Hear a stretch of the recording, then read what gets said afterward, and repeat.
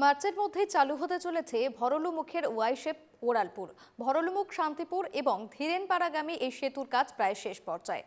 শনিবার রাতে উড়ালপুলের কাজকর্ম খতিয়ে দেখেন মুখ্যমন্ত্রী হিমন্ত বিশ্ব শর্মা। তার সঙ্গে ছিলেন কেন্দ্রীয় মন্ত্রী পবিত্র মার্ঘেরিটা।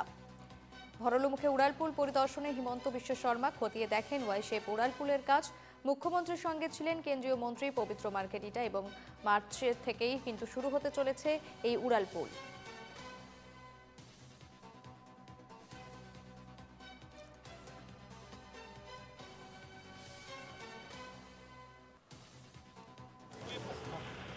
যি মই নিৰ্মীয়মান ভৰলুমুখৰ উৰণীয়া সেতুখন চাবলৈ আহিছিলোঁ।